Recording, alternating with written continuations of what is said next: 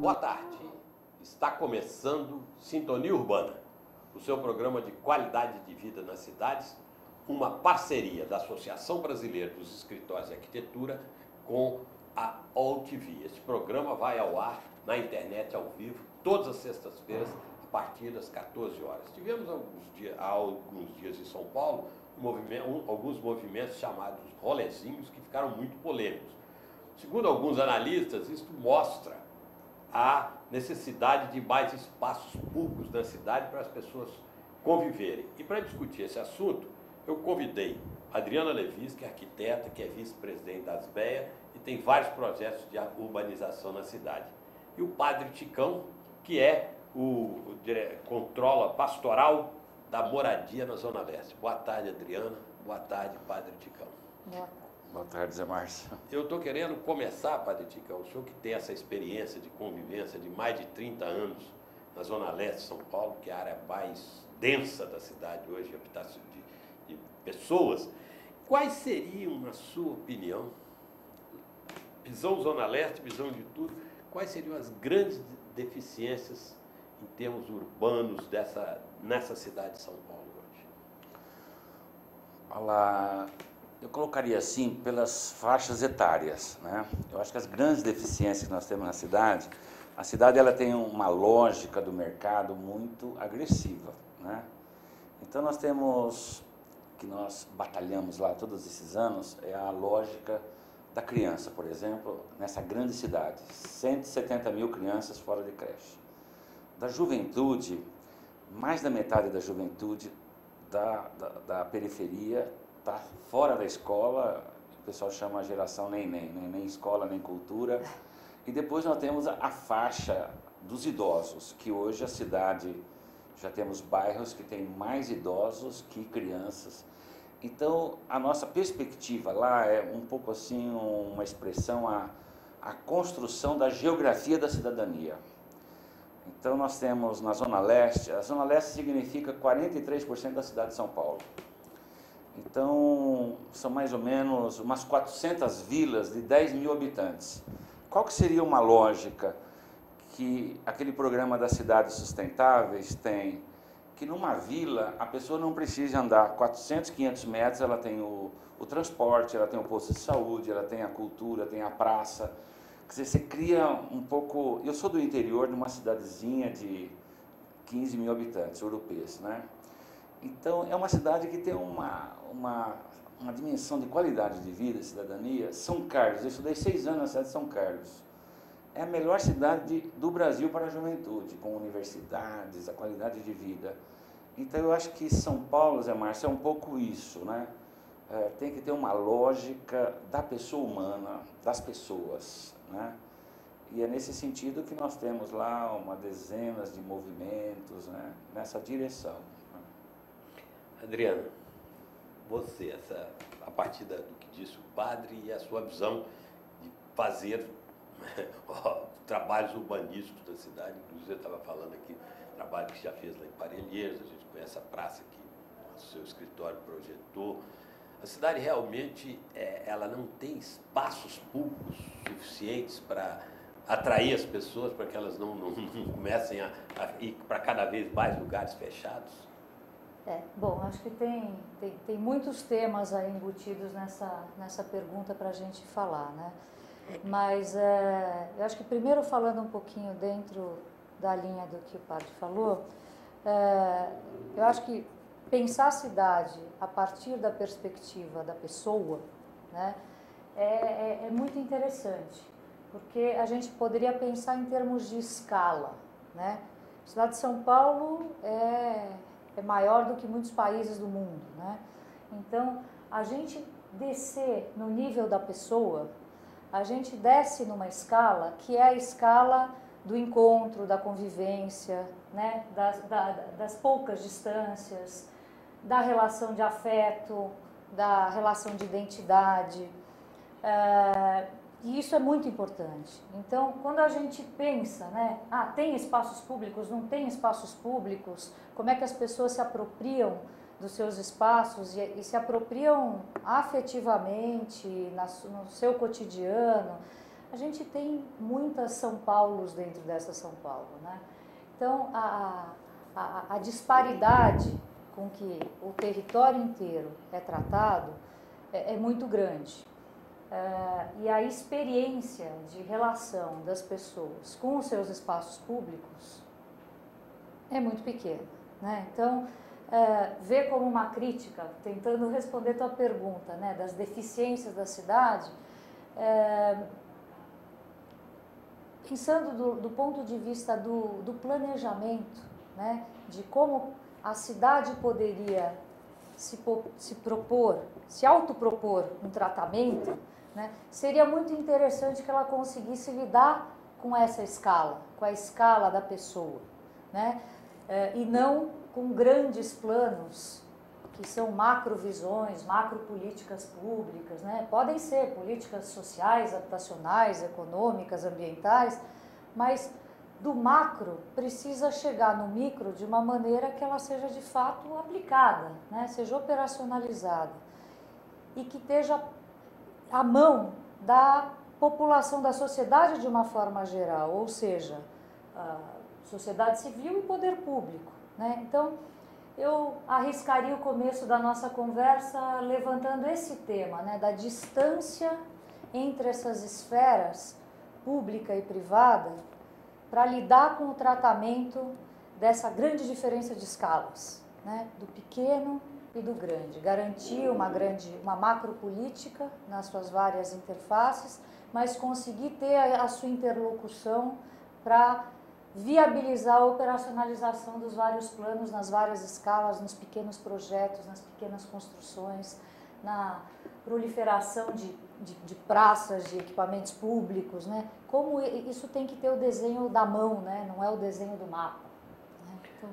Paticão, dentro do que disse a Adriana, eu perguntei da sua experiência de labutar por isso e por aquilo, há nesse seu trabalho uma grande compreensão de algumas partes da área privada em colaborar, em fazer, independentemente do poder público?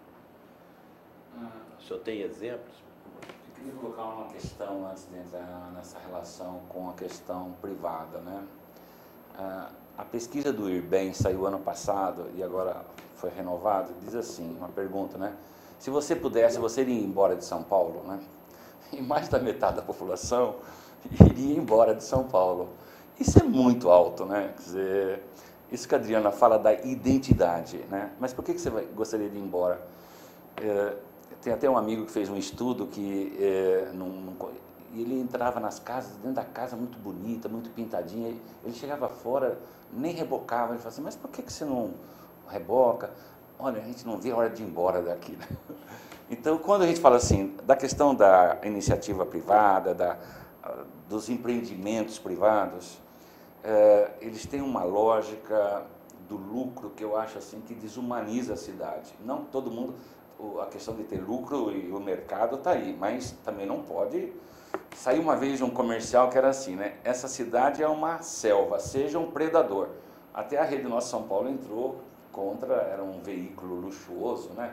Essa cidade é uma selva, seja um predador. É um espírito agressivo, né? É um tipo de paredão do programa aí da Globo. Mas a questão que eu colocaria assim, eu acho que os empreendimentos particulares chegam, privados, eles chegam como que numa ilha e colocam e vai embora. Eu vi uma experiência em Porto Alegre muito interessante. Eles queriam fazer um shopping num bairro lá, acho que era um grande mercado. Houve um grande debate no bairro. E o bairro houve uma eleição e não foi aprovado. Porque ia destruir essa relação, ia aumentar o trânsito, ia quebrar os pequenos comerciantes, né? Então eu acho que essa lógica de humanizar a cidade, eu gosto muito de uma proposta tanto do Ladislau como do Cândido Malta, que trabalhou com o Mário Covas, que era o plano de bairro. Esse ano nós temos lá uma escolinha de cidadania e nós vamos trabalhar o eixo plano de bairro. Porque a população às vezes fica brigando, só está faltando agora fechar aquele buraco, ou lixo, pequenas coisas, e não pensa uma lógica nova do bairro, né? do lazer, do trabalho, né? Das várias dimensões de criar uma convivência. Eu acho que o plano de bairro, né, ele daria uma inovação nesse sentido, que a população vai se empoderando do conjunto do seu bairro. Quando ela diz que vai embora, é porque ela diz assim, esse bairro, e realmente, eu vou dizer, para viver na periferia, ultimamente, com essa onda assim, de consumismo, está virando um tédio. Um tédio porque você não tem espaços de lazer, está ficando uma... Eu tenho lá várias cartas, né? Eu me sinto, às vezes, um delegado ou um xerife. Como eu estou 35 anos lá, o pessoal descarrega na comunidade, que não, pessoalmente não tem canal de comunicação, que é um problema grave na nossa cidade, que colocaram ex-prefeitos para ficar na subprefeitura, depois colocaram coronéis. E agora o Haddad me coloca, com todo respeito aos engenheiros, mas os engenheiros lá, eles vão andar de GPS no nosso bairro. Chega 10 horas, 5 horas, eles vão embora. Então nós não temos um prefeito numa cidade dessa, 32 subprefeituras, o subprefeito devia ter o mesmo alto do Vale do Anhangabaú. Então o Haddad não pode ficar só no Vale do Anhangabaú, que já é um vale, e querer enxergar a periferia, entendeu? Então o Haddad está despolitizando, continuando um processo despolitizador na cidade, muito grande, que se torna até irresponsável a maneira como que o subprefeito não tem diálogo com a população.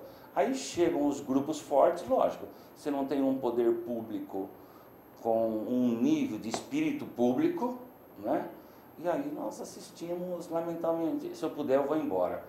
E eu estou até pensando também. Você também está pensando, Adriana? Não, eu não estou, eu sou uma paulistana, né? Paulistana. Não, eu já quero ir lá para o cemitério da saudade. Mas, Adriana, esse fenômeno que o pai está descrevendo na Zona Leste é um fenômeno geral da cidade, né? Mesmo, digamos, nas regiões, assim, digamos, mais afortunadas, a falta de equipamentos públicos é um fato, né? Claro, alguns lugares você tem uma biblioteca, mas de um modo geral, né? Eu acho que a gente não tem, é uma questão cultural, né? Ao longo da história da formação da cidade, né? E da maneira de se planejar e administrar a cidade, a gente não tem uma metodologia e uma cultura de pensar as coisas em rede, né?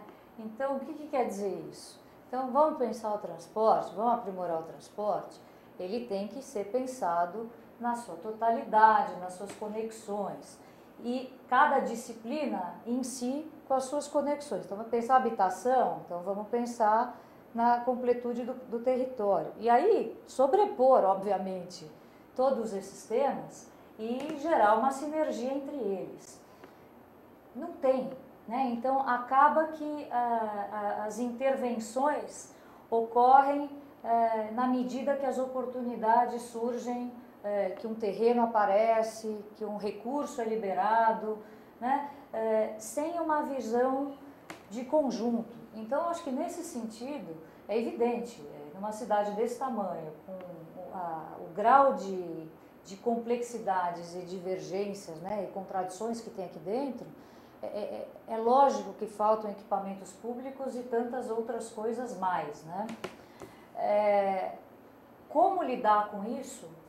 Eu acho que deveria ser a grande questão. Saber que faltam coisas e que precisa aproximar, né?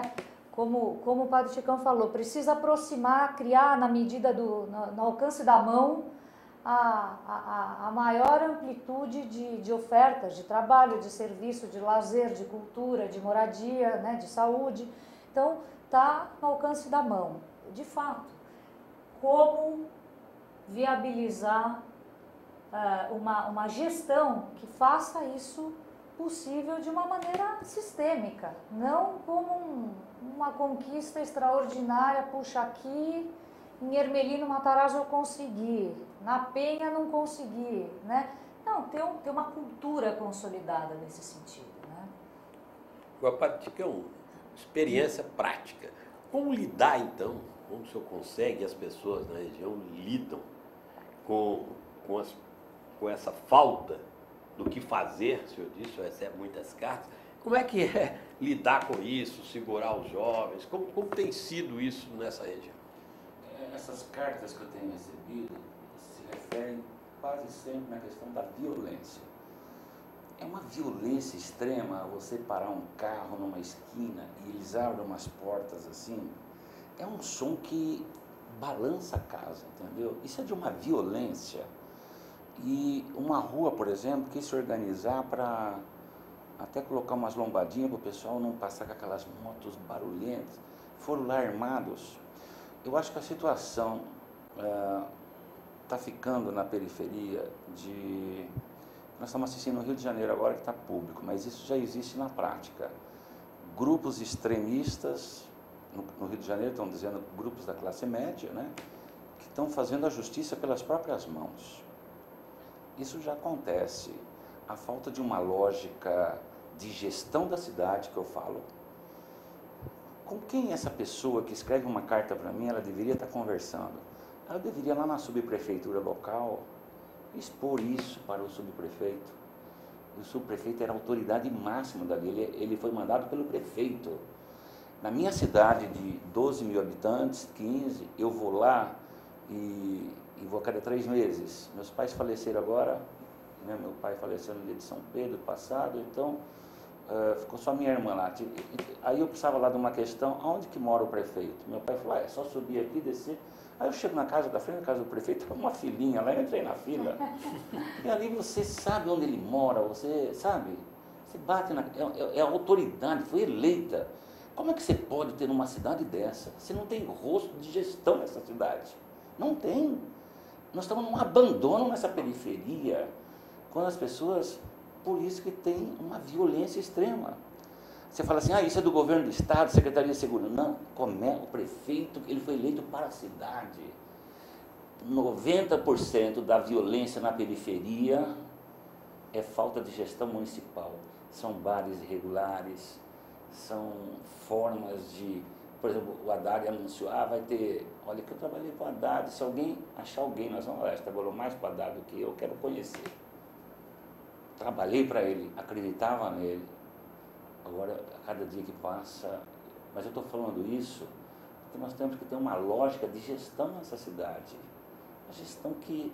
Então, já no Itaim Paulista já mudou o subprefeito, o nosso bairro já mudou. Pô, o pessoal fala, mas quem que é o subprefeito? Vão falar, é o tal. Não, esse já saiu, agora tem outro. Mas quem que é o outro? Pô, como? Tem que ser... E o Haddad, eu estou falando isso, que o Haddad foi lá na nossa comunidade.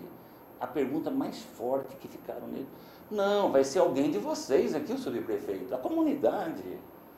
Que lógica de uma cidade de 12 milhões, você não tem uma gestão de pessoas que têm uma competência. A Luiz Erundina era gente do bairro até hoje.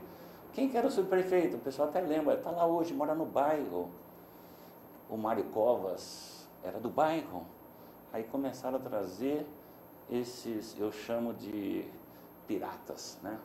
Vieram os piratas, ex-prefeitos, aí vieram os coronéis piratas, e agora os engenheiros piratas, entendeu?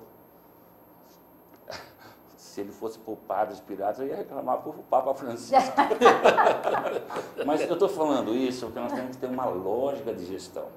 Agora, eu acho que uma coisa, não sei se o Zé Márcio e a Adriana têm acompanhado, é a questão do plano de metas da cidade. A Rede Nossa São Paulo, liderada pelo Oded, por um grupo, eu faço parte desse grupo, eu acho a coisa que mais avançou na cidade de São Paulo foi justamente quando foi aprovado o plano de metas. O Kassab fez 220 e tantas metas. O Haddad agora fez 123 metas.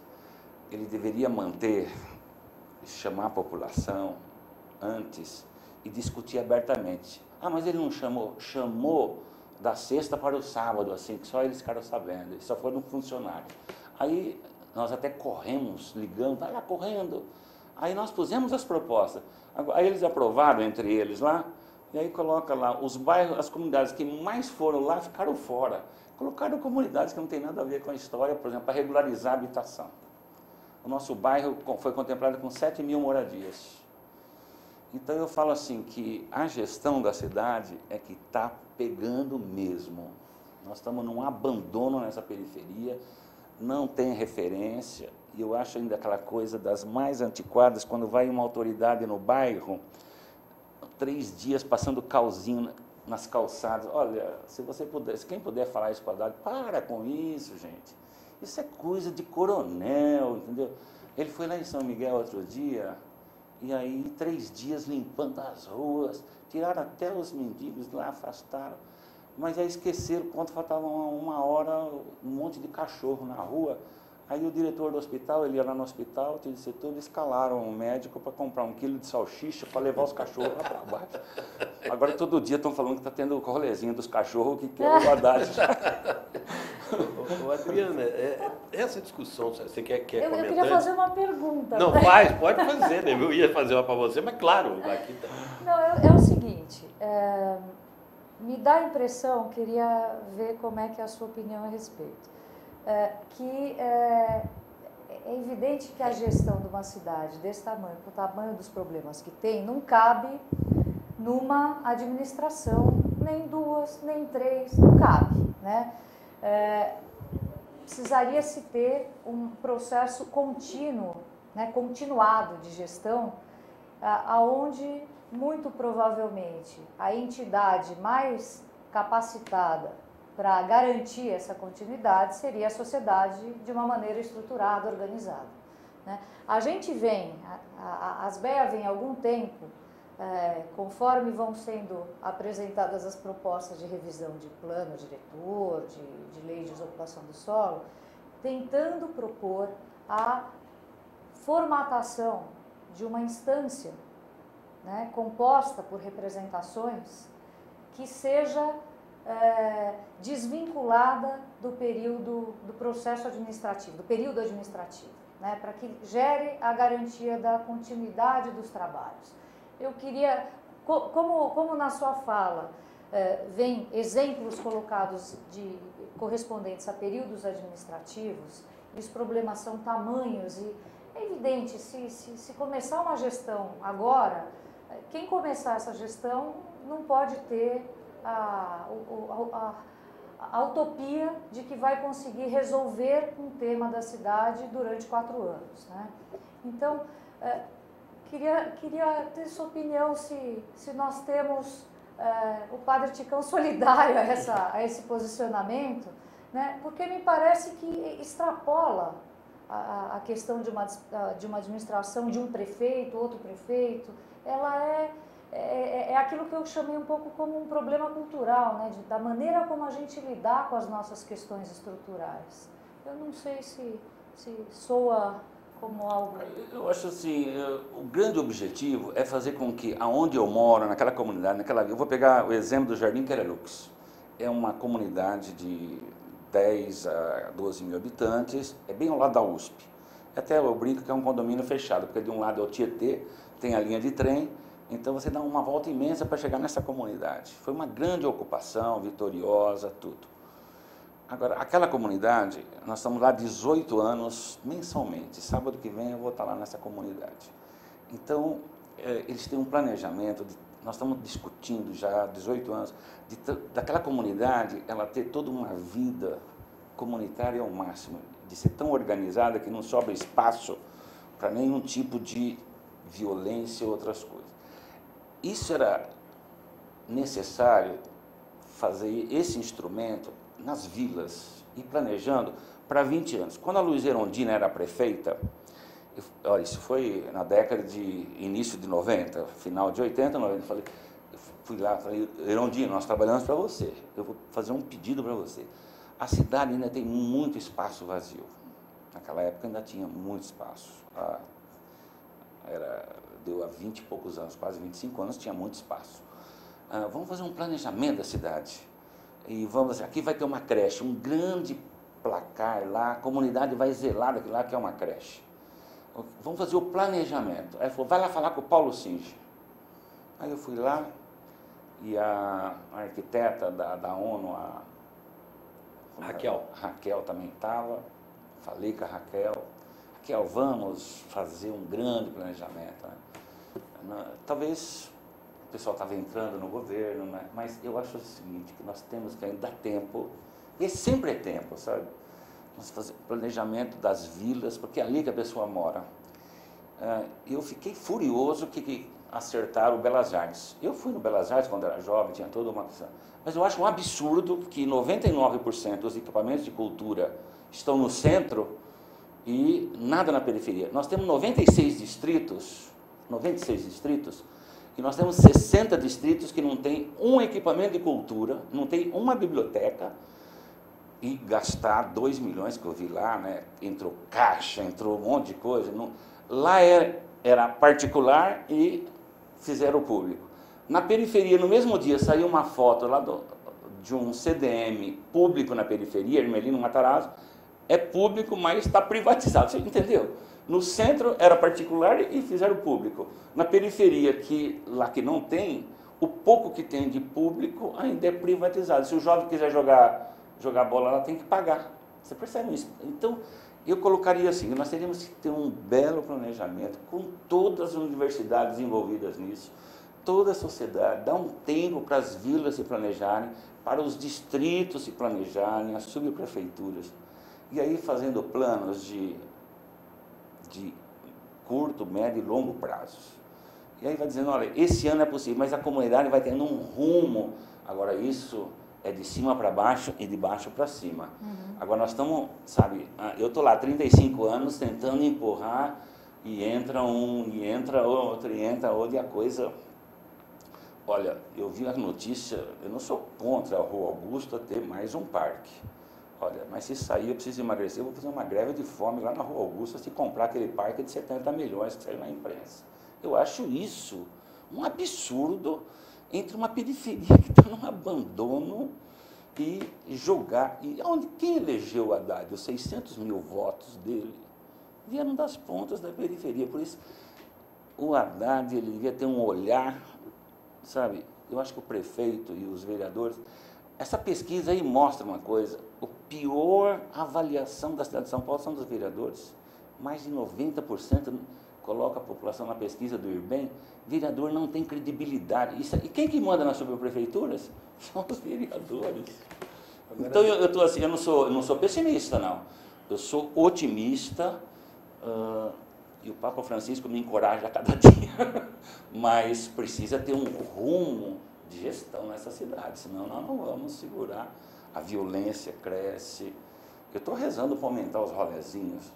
Eu vou na Copa do Mundo, eu estou assim, incentivando que no dia da inauguração, dia 12 ou dia 13, não sei, lá na Itaquera, nós queremos ir em cheio para lá e dizer, queremos Copa, mas tem que...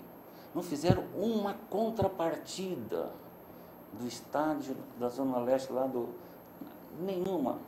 Há 3 anos procuramos um ministro do esporte e falamos, vamos fazer assim, ó, vamos dar uma contrapartida. Em cada distrito, são 21 distritos, vamos fazer um equipamento, até colocar assim, né? Centro Cultural, Copa do Mundo 2014, Centro Esportivo. Vamos fazer, o que é 21 pequenos equipamentos? Aí passou o tempo, passamos para 7. Olha, são 7 subprefeituras, vamos fazer 7. Passou mais um tempo, a última vez eu falei, vamos fazer pelo menos um.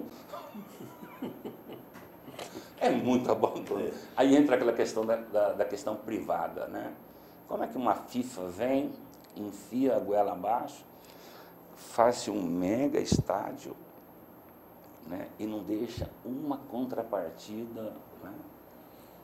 Adriana, eu vou fazer a pergunta agora. Eu entendi pelo que o padre disse, no fundo ele concorda que você tem que ter um planejamento de longo prazo. Claro, e que talvez o que resolvesse fosse você ter um conselho consultivo suprapartidário, supraideológico, para ficar quase que supervisionando o trabalho e não deixar parar. Uma obra começa e para. Entra um prefeito, isso eu não quero, aquilo não quero. Isso aí é um problema. Agora, Adriana, entrando num tema que a gente vai conversar muito sobre ele, conversa. O projeto do plano diretor, como está, ele contempla, pelo menos no médio e longo prazo, a solução para esse tipo de problema que a gente está discutindo aqui. Quer dizer, resolver um pouco essa falta de equipamentos, fala em adensamento, mas o projeto do plano diretor está ainda...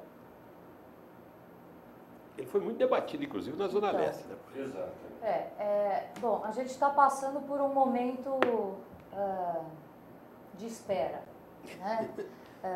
Foi publicado o projeto de lei, o 688, né? Tiveram as audiências públicas, tiveram uma série de contribuições, de comentários, de sugestões, e vai surgir a qualquer momento o texto substitutivo. Né? Então, te dizer qual foi a porcentagem de utilização das propostas que foram colocadas pela sociedade, a gente ainda não sabe. Né? Parece que está prestes a acontecer essa divulgação. Ao das questões realmente colocadas foi de como abordar no plano, ao longo dos eixos de mobilidade, né, que uma das grandes bandeiras desse plano é criar maneiras, incentivos e alguns parâmetros de configuração da ocupação de faixas ao longo dos eixos de mobilidade de transporte de média e alta capacidade. Então, a gente está falando de corredor de ônibus, de trem, de metrô. Né?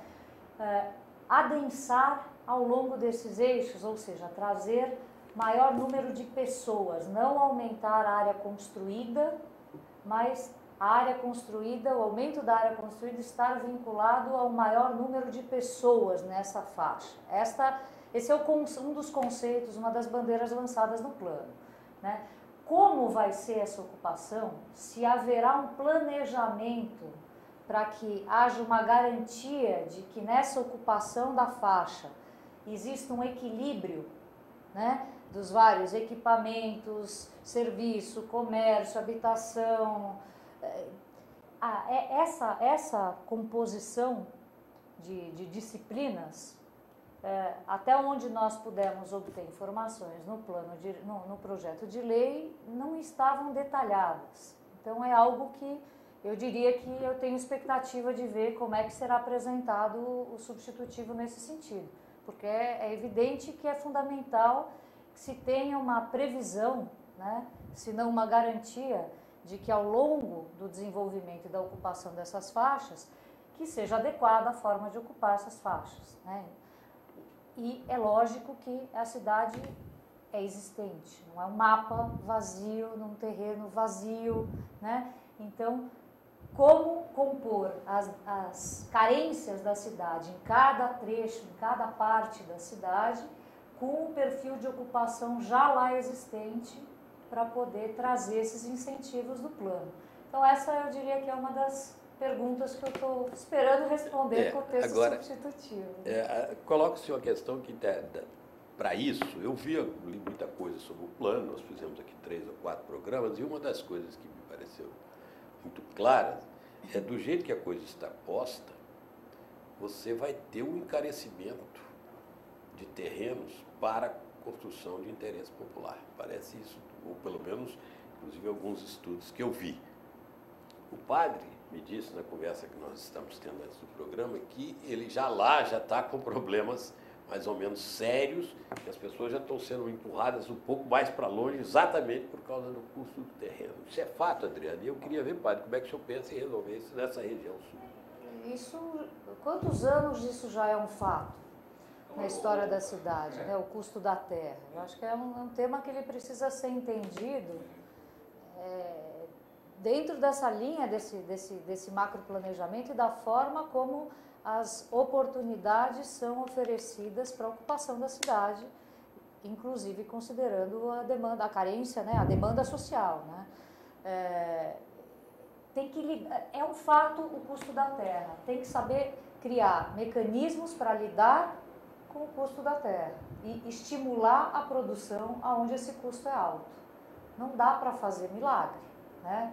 E não dá para regrar de um gabinete o mercado, né? Então, é uma composição de interesses, de condições, de necessidades, e quanto mais a administração tiver e a sociedade tiver capacidade de se articular nos seus interesses, melhor vai ser o resultado, né? Não dá para ser uma regra de um lado só. Eu colocaria que o plano diretor, ele tem uma história de vícios, né? Se eu for lá em Santo Amaro e vim caminhando, vim entrevistando as pessoas, o que é o plano diretor? E vim chegar até na outra ponta do Itaim Paulista, é decepcionante o que a população vai responder sobre um plano diretor. Não houve um debate adequado, houve uma convocação de última hora. Então, uma coisa que vai mexer com a cidade, nunca foi uma dimensão popular mesmo discutir um plano diretor. O que eu acredito, um viés, já que o plano diretor tem essas, e muda diante da pressão, aí a população tem que pressionar. O jornal de hoje está dizendo que aquelas 8 famílias lá da Vila Palestina, acho que é, né? 8.000 famílias. 8.000, né? A cidade palestina, a Vila Palestina lá, ela vai conseguir mudar as leis lá por causa da pressão. Então o prefeito já autorizou, o Nabil vai mudar na Câmara e vai ser aprovado. Então são mudanças que acontecem com uma pressão popular muito grande. Positivamente. Positivamente, né? Agora, eu acho que o que eu acredito mesmo num viés, assim como na cidade de São Paulo, nós temos o plano de metas, que vai ajudando a planejar. Quando está se fazendo o plano de metas, precisava ser mais aberto, mais...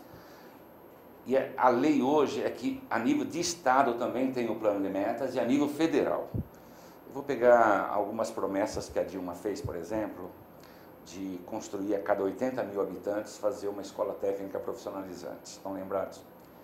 Nossa, na Zona Leste ficamos super contentes. Todas as plenárias, gente, 80.000, 4 milhões, 50 escolas técnicas e uma universidade.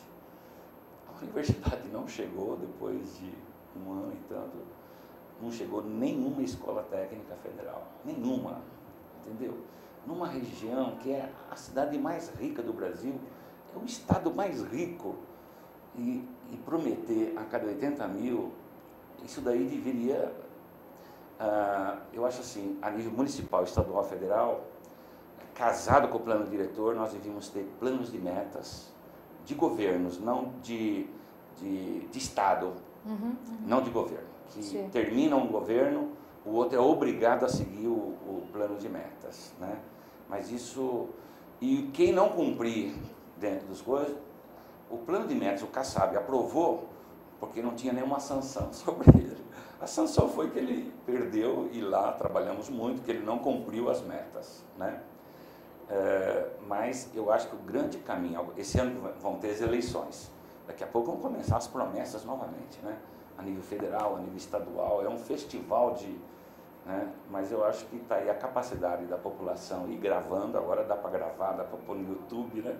E a gente avançar mais nessa conquista. Eu acho que aí sim seria um grande passo, a população se organizando, e num período eleitoral ele é decisivo para ter mais esperança,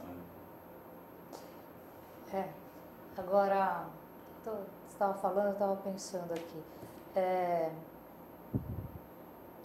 de que forma a gente conseguiria, em um curto prazo, porque a urgência de todo mundo é essa, né? O tempo acaba sendo inimigo de todos nós, capacitar a sociedade para que, de fato, um questionamento ou uma demanda se transforme numa ação conjunta, num planejamento conjunto, porque isso também é um desafio muito grande para São Paulo, né?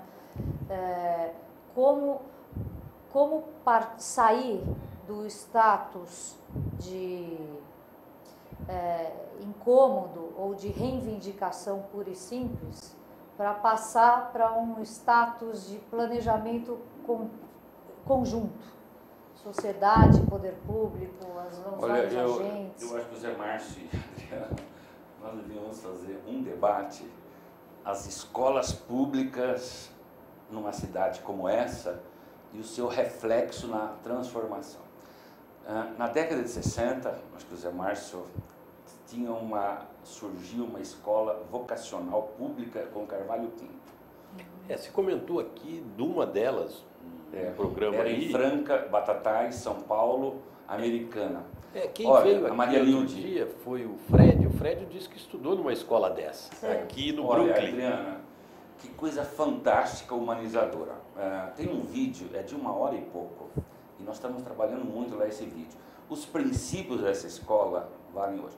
Então, assim, o primeiro ano, o estudante chega à transversalidade, tem tudo. Tinha até cursos técnicos, tudo dentro da realidade, daquela realidade da década de 60. E ia conhecer a escola e a comunidade local. No segundo ano, a transversalidade era a cidade, o terceiro ano era o estado. E nas férias, eles iam para a Serra da Mantiqueira, iam para Santos, e o último ano era o Brasil e o mundo. Aparece assim uma foto, eles pegando um aviãozinho e indo para um país. Há toda uma escola. E aí é um vídeo muito lindo, que tem artistas hoje, mas tem lá um senhor que ele fala emocionado, assim, vai mostrando tudo naquela época e hoje, assim, vai dando os testemunhos. E ele diz assim: quando me levaram nas tribos aqui do litoral, aqui embaixo, onde tem ali embaixo daquela cidade, da praia aqui embaixo, indígena, eu vi aqueles povos. De Cananéia? Isso, aquela região ali. Quando nos levaram lá, nós fomos com... Aquele dia eu assumi um compromisso que eu tinha que assumir a causa indígena e defender os povos. Olha, e hoje ele falando isso, um senhor já da terceira idade, emocionado, que é a escola que mudou. E nós passamos esse vídeo, passamos em muitos grupos, né? E um senhor outro dia levantou no final e falou assim: roubaram a minha escola. A escola, eu já fui lá falar com o secretário estadual aí, reitor da Unesp, né? Lá tudo blindado, né? Uma educação muito blindada, a municipal. Eu acho que uma questão que a gente fala assim, vamos ter mais equipamentos, e nós já estamos tentando, a Luiz Erundina está nos ajudando. A escola, final de semana, sábado e domingo, só na nossa Leste 1 lá, são 90 escolas estaduais fechadas sábado e domingo. Tem algumas que tem o programa família lá, né? Programa da família, tal, mas nós podíamos estar mudando. A escola, ela que deveria ter essa transversalidade, não era uma matéria a mais, era a vida da criança, da identidade, né? O empoderamento do bairro mudaria. A nossa escola ali do lado precisa ter polícia, senão eles arrebentam a escola. Mas lógico, lá não lhe pertence. É um modelo educacional que decide a partir da Praça da República, que não é nada republicana, né? Então precisa ter uma revolução. Mereceria trazer aqui o secretário municipal e estadual e falar até quando na Zona Leste 500 escolas estaduais vão continuar fechadas, e chamar o secretário da Cultura, não precisa construir mais Belas Artes, faz um Belas Artes lá na Fazenda do Carmo, Itaquera, lá sim tem povo para assistir filme, na escolinha, lá toda noite, entendeu? Para que fazer mais aqui, gastar milhões, com esses 2 milhões aí, nossa Senhora, nós faríamos lá miséria a partir das pontas da periferia, né? Mas eu estou velho, eu posso falar tudo que eu quero agora. Ô padre, só para, antes de eu fazer a pergunta que eu falei para a Adriana, o senhor falou que 4 milhões de pessoas na Zona Leste. A Zona Leste dá 43% da população da cidade de São Paulo e 10% da população do estado. E qual o nível de participação da população, de um modo geral, nas ações comunitárias lá, né? Nessas reuniões que o senhor faz, nas reuniões que outros líderes comunitários... Eu só rezo, mas nesses 36 anos, eu digo assim de boca cheia, o SUS dizem que nasceu na Zona Leste, né? O SUS nasceu na Zona Leste. Minha Casa Minha Vida nasceu nos movimentos de moradia, né? Mas a Zona Leste deu uma grande... Foi o primeiro projeto de iniciativa popular do Brasil e a Zona Leste, nós fizemos coleta de milhares e milhares, diariamente, né?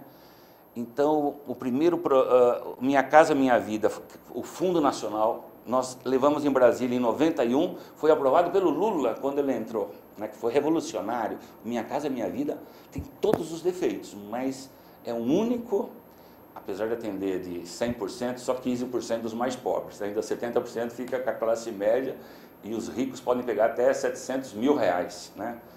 E a terceira coisa que nasceu na Zona Leste foram os rolezinhos. Então a Zona Leste tem 3 coisas mas tem a maior rede, segundo o Dr. Francé, a maior rede de saúde do Brasil, ele coloca até do mundo, ele não é modesto não, ele participou, está na Zona Leste. Nós temos uma rede e cada posto que está lá, o pessoal fala postinho, né? Eu falo, que é isso postinho? É postão de saúde. Tudo conquista, os hospitais, creche, tudo que tem lá é fruto da luta, foi assim um movimento. Eu acho assim, para nós lá, e escrevemos até um livro há um ano, lançamos, D. Paulo Evaristo Arnes e D. Angélico, na Zona Leste, foram 2 pessoas que aceleravam e deixaram uma energia de lideranças, de formação. D. Angélico, ele primava de reunir aquela meninada, era a juventude na época, né? Paulo Teixeira dessa geração, Simão Pedro e um monte de gente, né? Então, a Zona Leste tem uma série de carências, mas tivemos avanços fantásticos, né, nos últimos 30 anos, 40 que eu assisti lá, né? Adriana, vamos falar o padre usou a expressão, a gente pensou o programa a partir da ideia do rolezinho, porque foi o rolezinho que mostrou a cidade sem espaço para as pessoas, que não é só pelo rolezinho, as pessoas vão para os lugares fechados, não é? O senhor falava nos shoppings a céu aberto, né, que falou que está criando. Como é que você vê essa questão? Exatamente, as pessoas estão ficando para os lugares fechados, não é? O shopping virou uma coisa que as pessoas vão porque é o único lugar que elas se sentem seguras. Como é que você vê o rolezinho, vê isto? O padre é a favor do rolezinho, vai fazer rolezinho. Eu vejo as manifestações que aconteceram em junho e agora os rolezinhos, eu acho que a gente consegue talvez tirar arriscar algumas interpretações, né, que são um reflexo de uma insatisfação, né? É polifônico isso, certamente tem muitas vozes, muitos movimentos e muitas interpretações possíveis para esses movimentos. Mas, do ponto de vista de se discutir o espaço de lazer na cidade, shopping center não pode ser espaço de lazer numa cidade, né? Isso realmente é o fim dos tempos.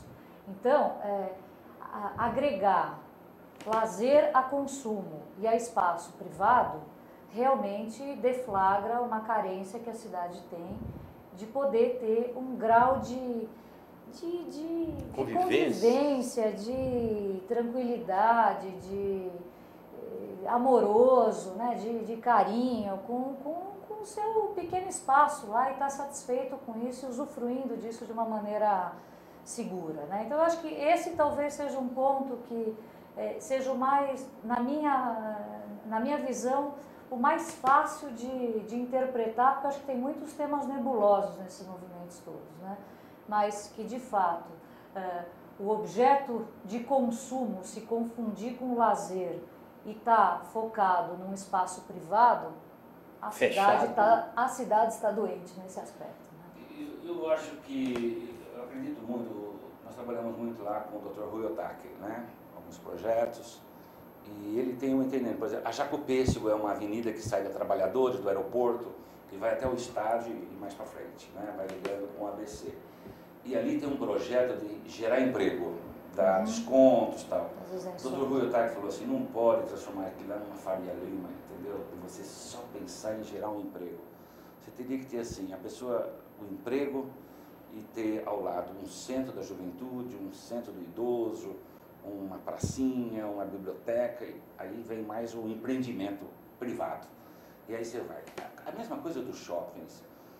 Todo empreendimento mega, como tem essa questão de shoppings, não pode ser só essa... Shopping é aquela questão, né? Uma catedral que não tem nem janelas, né? Você tem que ficar como que... Né? Você põe um tapa assim e fica só nas vitrines ali. E são 17 milhões de jovens dessa nova classe média, entre aspas, né?